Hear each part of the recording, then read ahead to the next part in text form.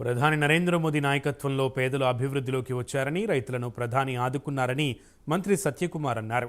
రాజమండ్రిలో విలేకరులతో మాట్లాడిన మంత్రి సత్యకుమార్ ప్రధానిపై కొందరు అసత్య ప్రచారాలు చేస్తున్నారని మండిపడ్డారు. ఏపీలో ప్రజలు అవినీతి, అరాచక పాలన నుంచి రాష్ట్రాన్ని కాపాడారన్నారు. అద్భుతమైన విజయం అందించిన ప్రజలకు మంత్రి ధన్యవాదాలు తెలిపారు. వైసీపీ పాలనలో వ్యవస్థలు నాశనం చేశారని, రాష్ట్ర ఆర్థిక పరిస్థితి అగమ్యగోచరంగా ఉందని ఆవేదన వ్యక్తం చేశారు.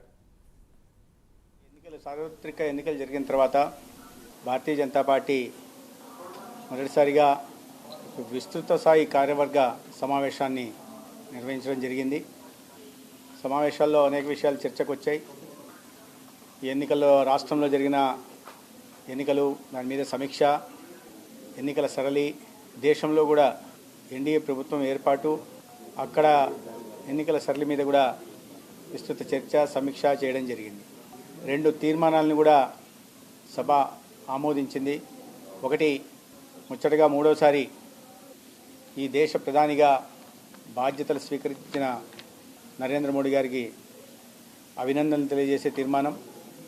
రెండవది, రాష్ట్రంలో ఒక అద్భుత విజయాన్ని ఎన్డీఏకి చేకూర్చి ఇచ్చిన ప్రజలకు ధన్యవాదాలు తెలియజేసే తీర్మానం.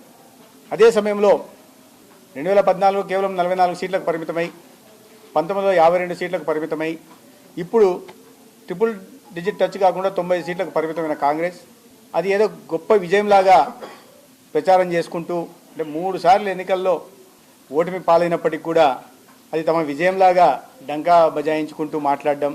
గత ఎన్నికలతో పోలిస్తే కేవలం 2% ఓట్లు మాత్రమే, కేవలం 2% ఓట్లు మాత్రమే పెరిగాయి. 2% ఓట్లు పెరిగితే 47 సీట్లు పెరిగాయి. అదేదో ఘన విజయంగా చెప్పుకునే ప్రయత్నం చేస్తుంది.